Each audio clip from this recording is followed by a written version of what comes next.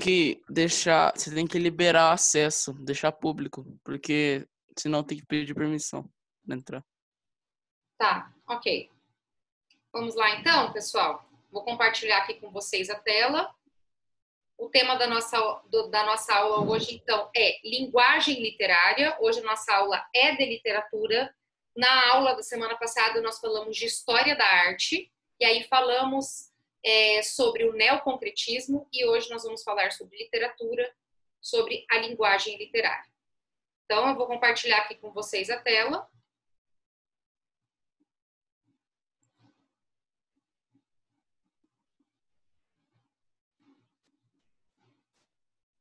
Então, nós temos aí, ó, você tem uma teoria para você estar acompanhando juntamente com a minha orientação. Lembrando, tem uma videoaula gravada explicando também detalhe por detalhe de como funciona a linguagem literária. E eu até comecei o vídeo da gravação para vocês dizendo que antes de entendermos o que é uma linguagem literária, precisamos entender o que é um texto literário e o que é um texto não literário. Primeiramente, quando nós falamos de um texto literário, nós estamos falando daquele texto onde há emoção. Lembram que literatura é a arte da palavra? Então, é a palavra empregada para quê? Para trazer emoção para o leitor, para o telespectador, para o ouvinte. Porque nós temos vários tipos de recursos, né, verbais de chegar a mensagem até o receptor. Então, porque nós temos essas várias formas da mensagem, né? Você pode ler um livro, você pode assistir a um filme. Tem alguma dúvida aqui?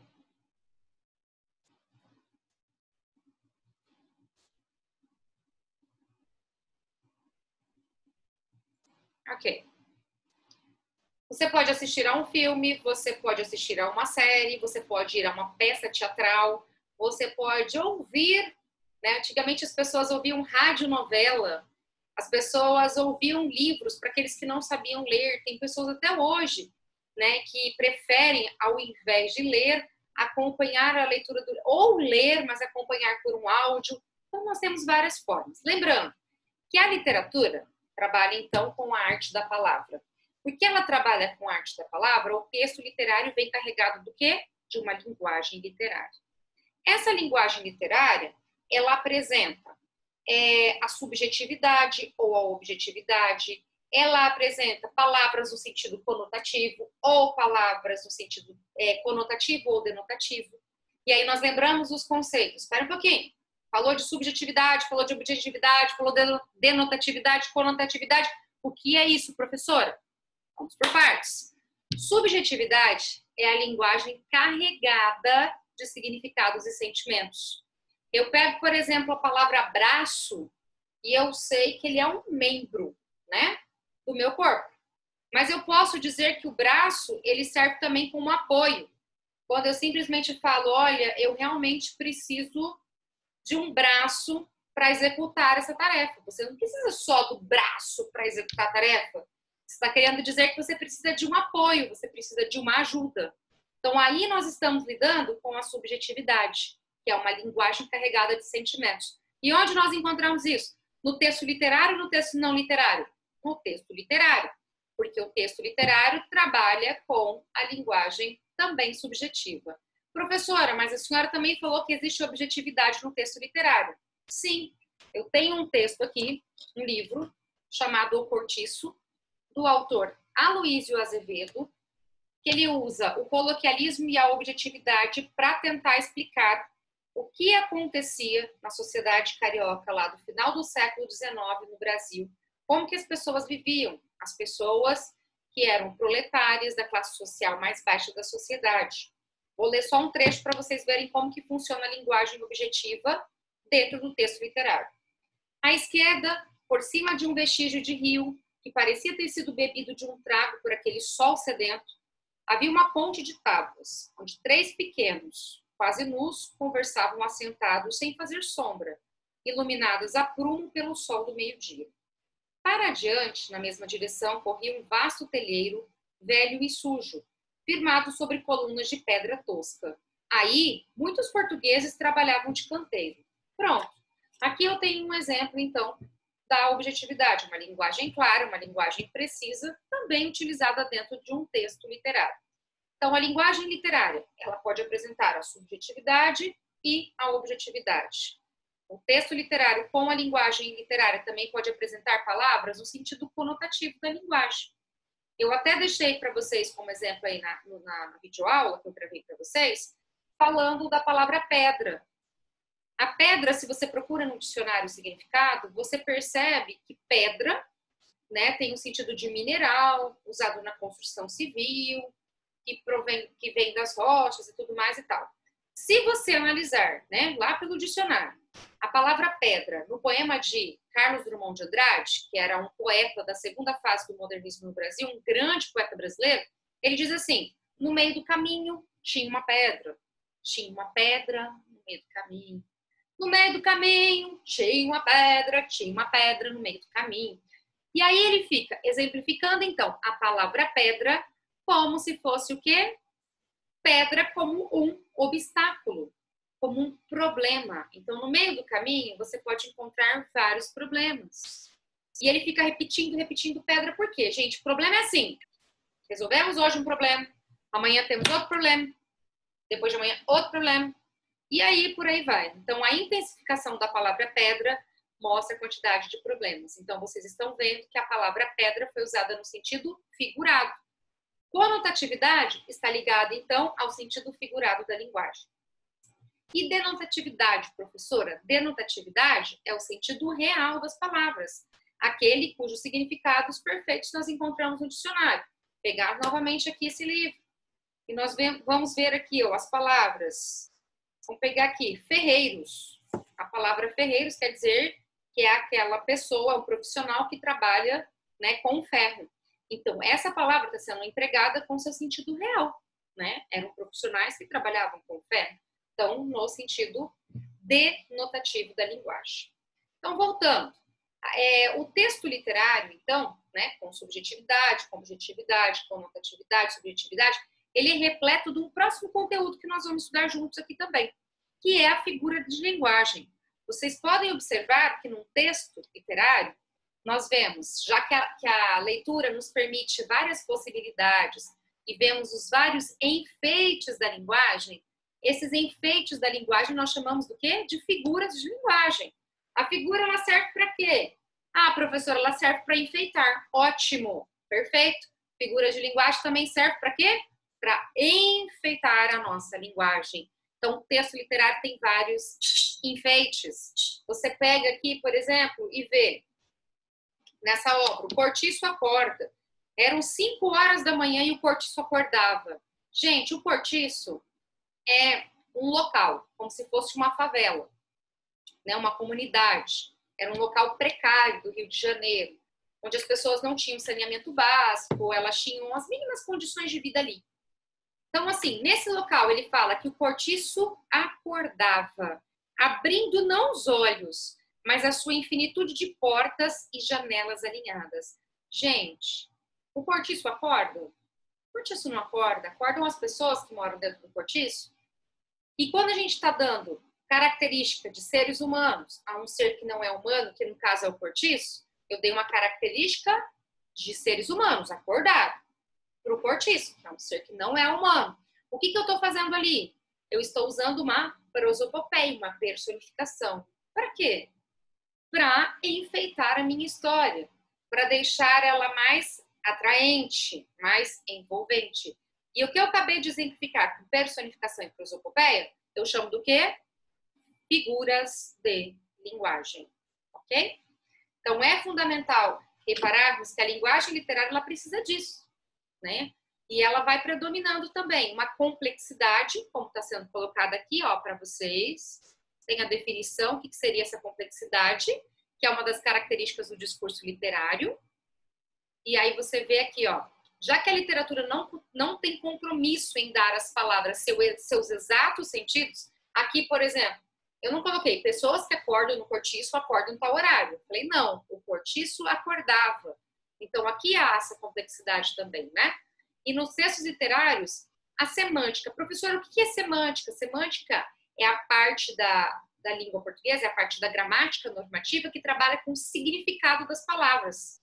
Então, muitas vezes os significados, eles são subvertidos, ou seja, eles são locados para outros sentidos. Como eu falei para vocês da palavra pedra, que pode ter vários significados. Braço, eu dei o exemplo para vocês, também pode ter outros significados.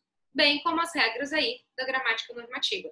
Dentro da linguagem literária, pessoal, eu posso começar uma história invertendo a posição. Vocês sabem que a ordem direta dentro da gramática normativa de uma construção frasal é assim: sujeito, verbo e complemento.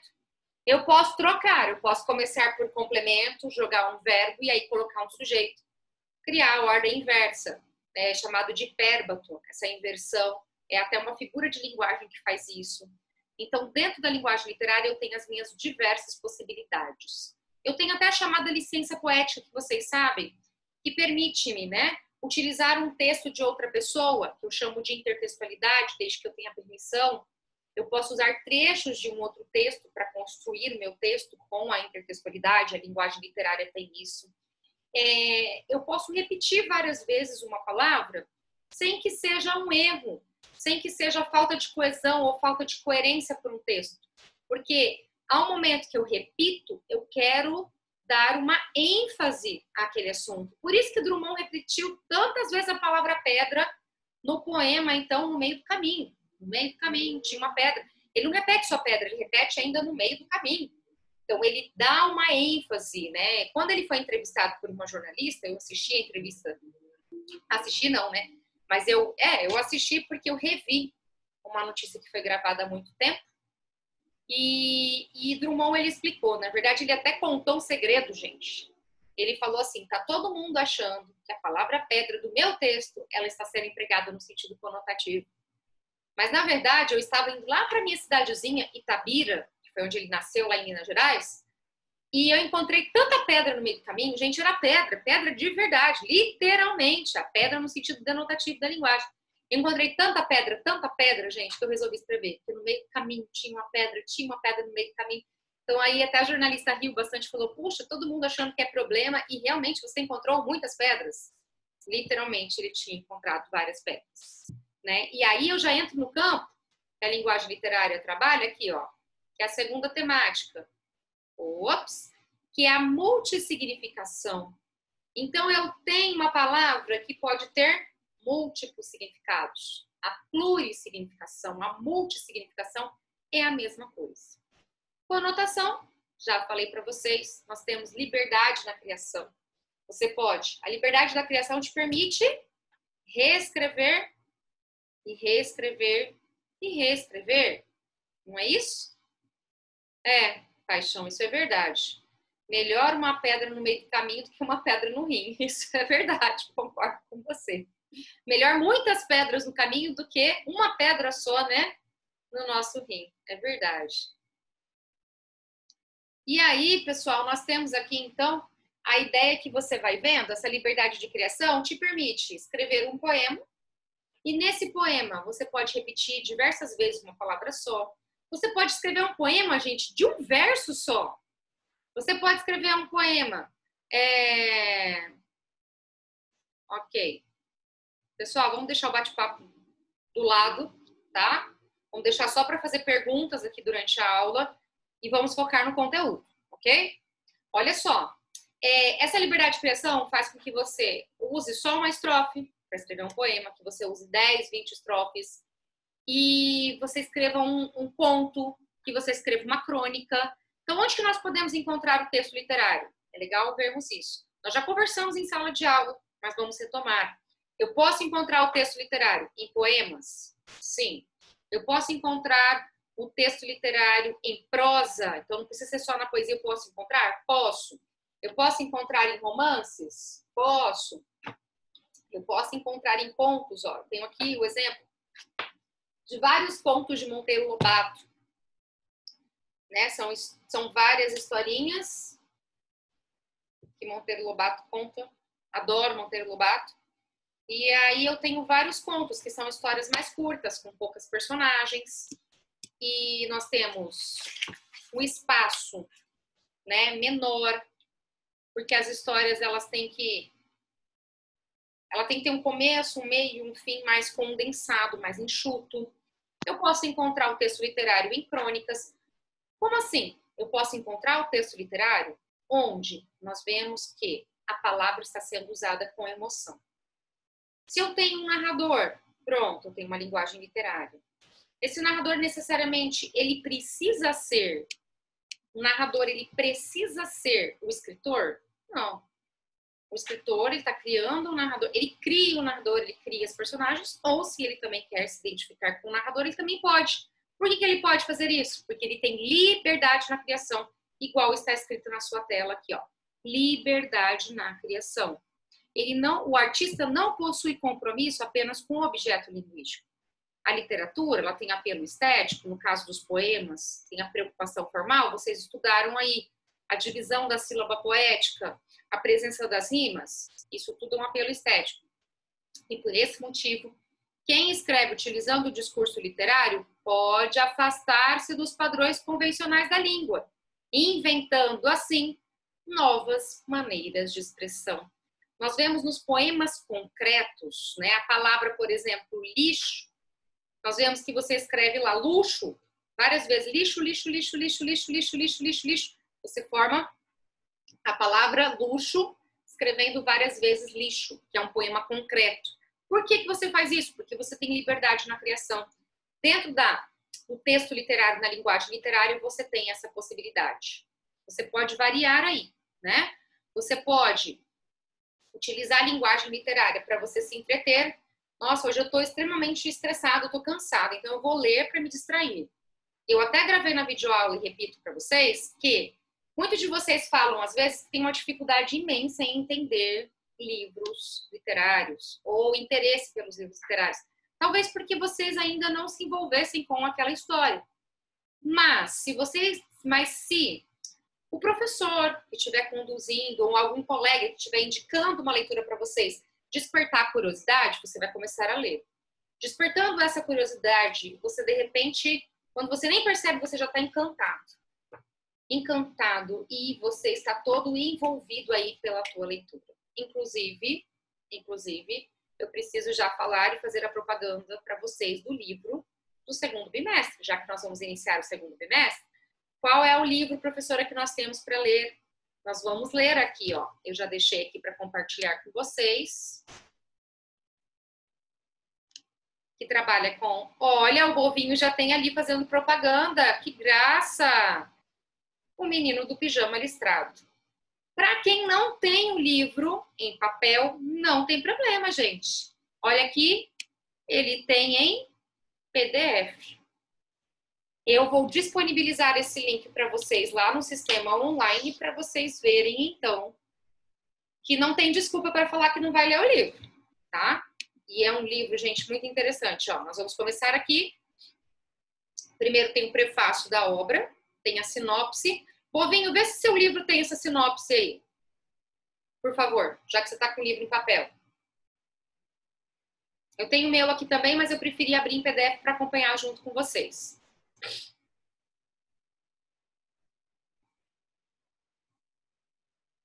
Porque aqui essa sinopse, ela esclarece um pouco da história.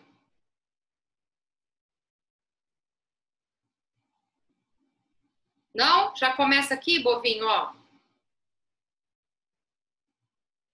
Professor, tem aqui, ó, atrás uma coisa, mas não é a mesma. Tá. Tem agradecimentos? Tem. Ok. E aí tem Bruno faz uma descoberta. Deixa eu ver, que eu já tinha lido É um o pouco. primeiro capítulo. Calma, agradecimentos. Sim. Pessoal, semana que vem, todos vocês estarão com o livro, porque nós vamos fazer a leitura compartilhada, tá? Nós vamos fazer exatamente como fazíamos lá na sala de aula. E aí vocês estarão lendo junto comigo, acompanhando a leitura para a gente discutir um pouquinho. A temática, ó, vou ler aqui a sinopse para vocês. Regina, você tá aí?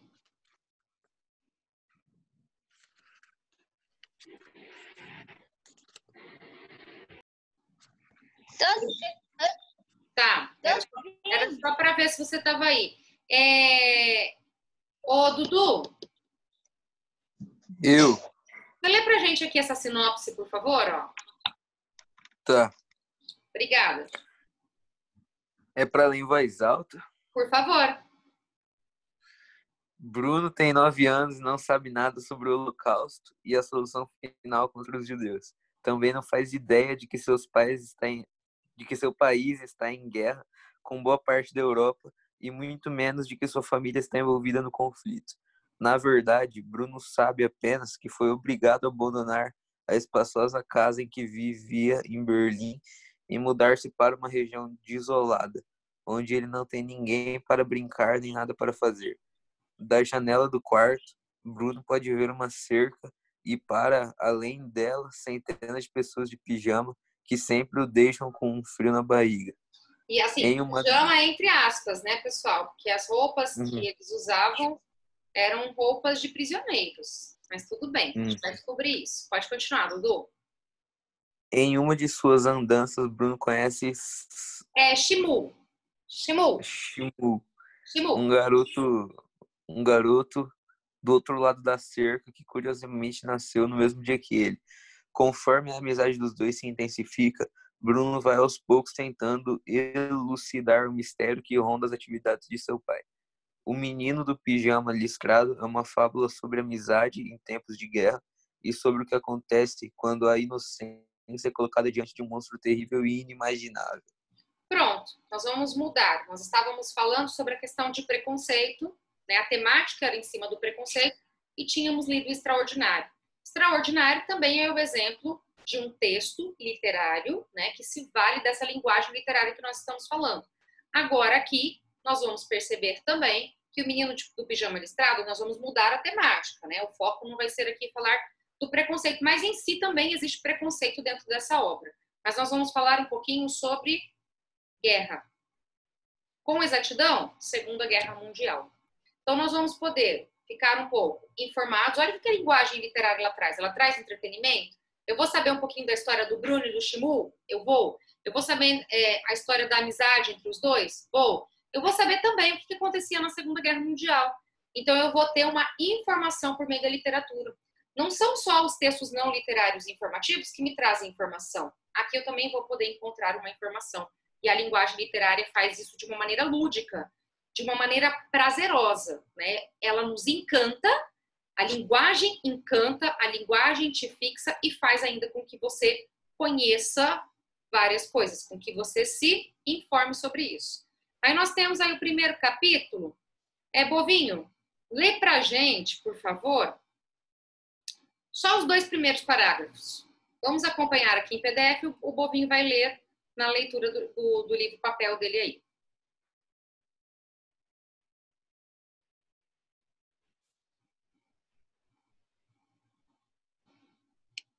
Calma, é que eu tava marcando a folha onde eu tava antes.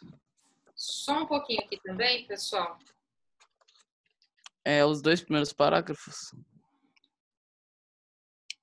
Os 2 primeiros parágrafos. Tá. Obrigada. Bruno faz uma descoberta. Certa tarde, quando Bruno chegou em casa vindo da escola, surpreendeu-se ao ver Maria, a governanta da família, que sempre mantinha a cabeça abaixada e jamais levantava os olhos do tapete, de pé no seu quarto, tirando todos os seus pertences do guarda-roupa e arrumando-os dentro de 4 caixotes de madeira. Até mesmo aquelas coisas que ele escondera no fundo e que pertenciam somente a ele e não era da conta de mais ninguém. O que você está fazendo? Ele perguntou tão educadamente quanto pôde. Pois, embora não estivesse contente de chegar em casa e descobrir alguém remexendo nas suas coisas, sua mãe sempre lhe dissera para tratar Maria com respeito e não simplesmente imitar a maneira com que seu pai a tratava. Tire as mãos das minhas coisas. Ok, ótimo, até aí, obrigada. Olha só, a mãe de Bruno ensinara ele a tratar todas as pessoas com respeito e não só imitar o pai. Eu nem conheço o pai do Bruno. Olha como tem um termo implícito aí dentro da história, porque eu já consigo perceber como é o pai do Bruno. O pai do Bruno, ele é autoritário. Porque se ele estava imitando o pai, tire as mãos das minhas coisas, eu já mostro como é esse pai.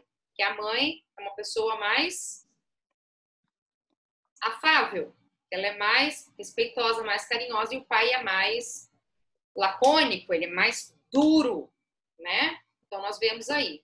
Ó, Maria sacudiu a cabeça e apontou para a escada atrás dele, onde a mãe de Bruno acabara de aparecer. Era uma mulher alta, de longos cabelos ruivos. Olha a descrição aqui da personagem. Essa descrição me faz entender como que é a mãe de Bruno. Gente, eu estou me valendo aqui do chamado, então eu volto para a nossa aula aqui, do discurso, né, da linguagem literária.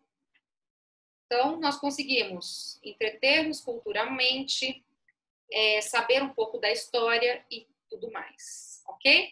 Nós podemos encontrar, então, na prosa, nas narrativas de ficção, na crônica, no conto, na novela. Esse novela, pessoal, não é na televisão, tá? Novela é um estilo textual, muito usado na época medieval, como as chamadas novelas de cavalaria. Eu até falei um pouco para vocês. A história do Rei Arthur e os Cavaleiros da Távola Redonda faz parte de uma novela de cavalaria chamada A Demanda do Santo Graal. Então, nós temos vários outros aí, em romances e em poemas. Agora, pessoal, eu vou só mostrar para vocês, então, já que nós já sabemos o que é uma linguagem literária, o que é uma linguagem não literária, professor? A linguagem não literária é aquela que não tem ficção. Nós sabemos que nem todas as histórias têm ficção literárias, tá, pessoal? Mas, geralmente, você tem um pouquinho de ficção. Quando você interfere na história, quando você interfere num texto, você coloca o seu ponto de vista, a sua visão, a forma como você analisa alguma coisa, nós estamos lidando com um texto literário. Agora, quando não há a presença da sua opinião, do seu julgamento, nós estamos lidando com a linguagem não literária. Por quê? Porque você tem apenas o papel de fazer o quê? Relatar o real. Dentro de uma notícia, de uma informação, por exemplo, você não vê que o jornalista, ele participa com a opinião dele. Se ele participar, ele vai estar criando um artigo de opinião. E aí, nesse artigo de opinião, nós nos valemos também da opinião dele, então tem um pouquinho de literatura. Ó, peguei o exemplo aqui para vocês. Nós temos uma matéria jornalística aí, para falarmos sobre a linguagem não literária, tá? Retirei lá da Folha UOL, essa matéria que fala assim: após a redução em novos casos, Hong Kong alivia medidas de contenção do coronavírus. A chefe executiva de Hong Kong, Carrie Lam, anunciou nesta terça-feira, dia 5, o relaxamento de parte das restrições impostas para combater o coronavírus. Escolas, cinemas e bares serão reabertos a partir de sexta-feira, dia 8. Espero que essas medidas sejam um alívio para os habitantes, disse Lam, a jornalistas, ela falou para os jornalistas nesta terça-feira. Pessoal, nós não temos aqui, ó, a Folha ela está trazendo uma informação para a gente, nós não estamos vendo a opinião da Folha. Nós estamos vendo a opinião da Lam, mas está sendo relatada pela jornalista de uma maneira real, objetiva, clara, tá? É uma linguagem extremamente clara e que traz uma exatidão. E ela colocou ainda que quem falou isso foi a pessoa que ela entrevistou. Então, os textos jornalísticos são textos não literários. Não tem um envolvimento, não tem figura de linguagem presente dentro desse texto. Não tem sentido conotativo. Ah, professora, mas de repente é uma personagem da história, um entrevistado, né? O jornalista vai lá, o repórter entrevista a fonte dele. E a fonte fala uma palavra que está no sentido conotativo. É a fonte que falou, e ele apenas reproduziu o que a fonte falou. O texto em si, ele continua objetivo, claro e conciso. E real.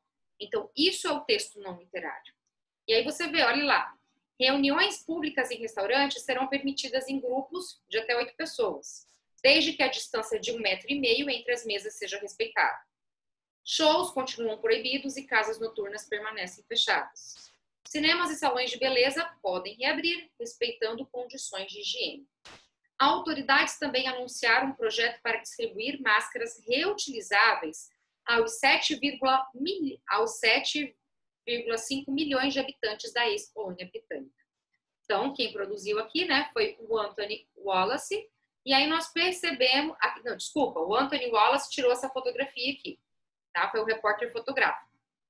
que tem aí a chefe executiva, então, de Hong Kong, que é a Len, na entrevista coletiva, e aqui nós completamos a matéria. Não há opinião, eu não estou inventando. Em um dia, eu não estou colocando um espaço. Tá, beleza, eu coloquei o local. Geralmente, pessoal, dentro do texto jornalístico, nós vemos que existe um modelo americano da produção do texto jornalístico. Aí eu falo como jornalista. Nós chamamos o modelo americano de lead, vocês já devem ter ouvido falar. E esse lead, ele procura responder as informações básicas que o leitor precisa. Quais são? O quê? Quem? Quando? Onde? Como e por quê? Então, eu tenho o que, quem, quando, onde e por quê. Olha só, o que? Após a redução de novos casos, Hong Kong, então, vai aliviar as medidas de contenção do coronavírus. Onde? Em Hong Kong. Quando? A partir de sexta-feira. Então, tá vendo? Vai respondendo essas informações. Então, você está respondendo informações, lidando com informações reais. Nós estamos falando do texto não literário. Vejam bem. Então, vamos diferenciar texto não literário de texto literário. Ok? Bulas de remédio, manuais de instrução, artigos científicos. Eu vou comprovar agora que existe já um remédio contra o coronavírus, que diminui o tempo de permanência do vírus em seres humanos. Eu criei um artigo, eu preciso comprovar isso, eu tenho uma tese, eu tenho uma teoria, eu preciso preciso comprovar essa minha teoria. Eu tenho um artigo científico para isso. Esse artigo científico, ele é real. Então, que tipo de texto eu estou lidando? Texto não literário. Eu tenho lá uma receita de culinária. O texto não é literário. Ok? Vamos ver se tem alguma pergunta aqui. Vírus se cura com vacina. Concordo. Então, vamos falar sobre vacina. Criaram-se, então, uma vacina contra o vírus, contra o coronavírus. Oi, Ju, pode falar. Ju, você levantou a mão, pode falar. Então, vamos falar sobre um artigo científico, então, né? Pode falar, Ju. Ou o Eric. Oi, prof, sem querer. Tá, e o Eric? Eric, quer fazer alguma pergunta? Ok. Então, pessoal, querendo ou não, né? Tanto a informação de remédios para ajudar a curar o coronavírus, ou uma vacina contra o vírus, então, eu estou lidando com um artigo científico e eu estou, então, falando de um texto não literário. Deu para entender, pessoal, a diferença do texto literário para o texto não literário? Fazem um joinha aí. Conseguiram compreender? Qual é a sua dúvida, Bovinho? Abra o teu microfone e pergunte, por favor.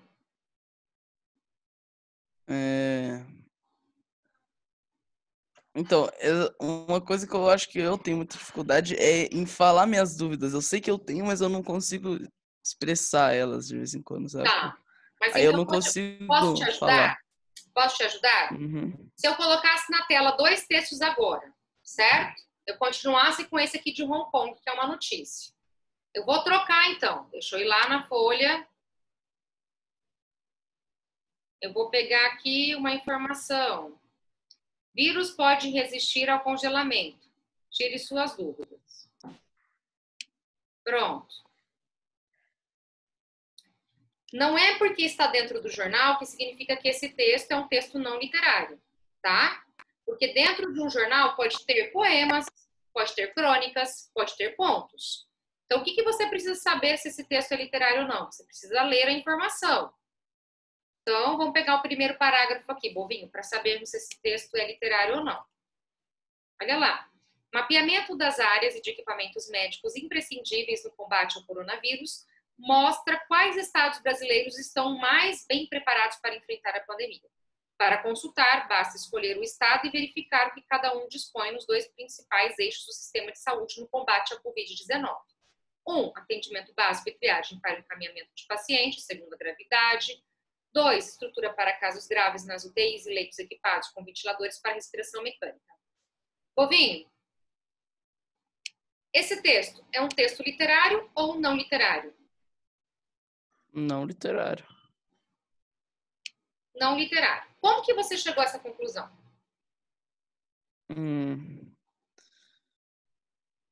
Porque...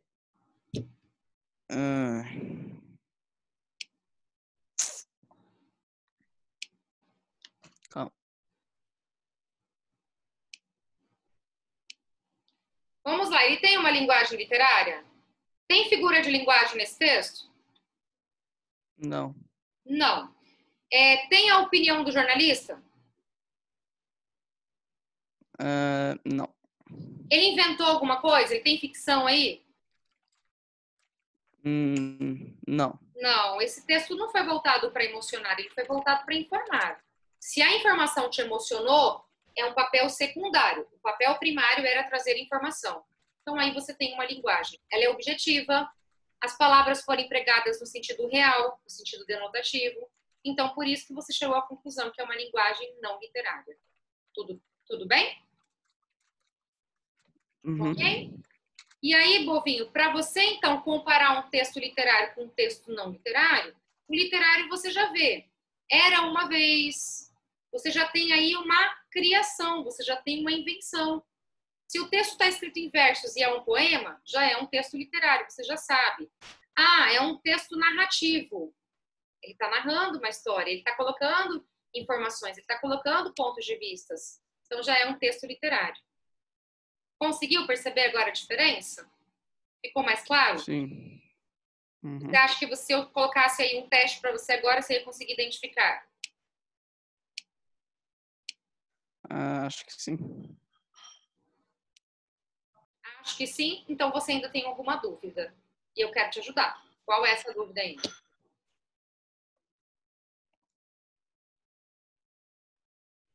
Pronto, vamos pegar aí, a gente vai tirar a dúvida de vocês, porque nós vamos praticar agora.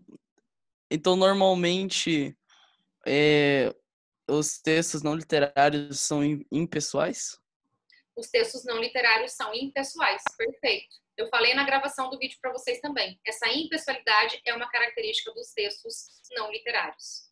E a pessoalidade é uma característica do texto literário. Ok? Mas, Bovinho, você também, dentro do texto literário, pode encontrar uma impessoalidade. Aqui, por exemplo, o Cortiço, o autor, ele aponta vários tipos de personagens. Só que ele não julga essas personagens. Mas ele aponta, ele dá características. Pode perceber que aqui, ó, não tem adjetivos. O texto literário ele tem várias adjetivações. Por quê? Porque, querendo ou não, são pontos de vista. Ok? Ó, vou continuar a informação, ó. Na estrutura para casos graves, são exibidos o total de leitos de UTI por habitante nos sistemas público e privado e os ventiladores respiratórios disponíveis. Ele não está falando se o ventilador é novo, se o ventilador é velho. Tá vendo? Impessoalidade. Os dados de UTIs e ventiladores são da Associação Brasileira de Medicina Intensiva. E os de atenção básica foram compilados pelo Datafolha. A fonte primária são as estatísticas do Ministério da Saúde, organizadas aqui para facilitar a consulta pelos leitores da Folha. Então, nós temos apenas a informação, ok? Numa receita de culinária lá de bolo, você vê exatamente aquilo que você precisa fazer. Você vê os ingredientes, o modo de preparo, o tempo do que você vai gastar na receita, o tempo de preparação, e depois, né, você vê lá. Você não fica contando historinhas durante a receita, né, como se fazem os tutoriais aí de culinária. Ok? Vamos praticar para ver se você entendeu? Eu acho que é melhor, né? A prática, por meio dos exercícios, vai auxiliar vocês a saberem se de fato entenderam ou não entenderam aí como que funciona a questão da linguagem literária. Ok? Vou parar aqui um pouquinho, vou só interromper um pouquinho o compartilhamento. Tá, e se um jornalista der a sua opinião, o Eric está perguntando aqui, eu acho super pertinente essa pergunta. Se ele traça a opinião dele, ele cria o artigo de opinião, eu falei para vocês, aí é um texto, né, que tem um cunho literário. Ele traz uma informação, mas é uma informação conforme a opinião dele, é um artigo de opinião. Ah, professora, mas um artigo de opinião pode ser considerado literário? Ele é um texto ainda informativo, ele ainda é informativo, porque ele não é uma ficção. O texto dele é voltado para discutir ainda um assunto, então o artigo de opinião é considerado ainda como um texto informativo. E outra coisa que eu tenho para falar para vocês, já que ele fez essa pergunta, que eu acho que é super importante, nós temos um autor que ele era jornalista. Pessoal, vamos deixar de lado os bate-papos, por favor? Vamos usá-lo só para perguntas. E olha só, nós temos então um autor chamado Euclides da Cunha. O Euclides da Cunha, ele escreveu uma obra famosíssima chamada Os Sertões, que narra a Guerra de Canudos. Primeiro que o Euclides da Cunha, ele era um jornalista. E ele foi enviado pelo veículo jornalístico que ele trabalhava para relatar a Guerra de Canudos. Então, ele foi para Canudos para relatar, para só informar sobre a guerra. E aí, depois de um tempo, todo mundo falou: Euclides, o que você pensa sobre a Guerra de Canudos? E aí, como ele precisava dar a opinião dele, falar o que ele pensava sobre a Guerra de Canudos, ele resolveu fazer o quê, então? Escrever um livro. E aí ele escreveu Os Sertões. Então, aí ele se valeu da linguagem literária e fez uma produção literária. Ok? Espero ter ajudado vocês e agora nós vamos, então, realizar os exercícios.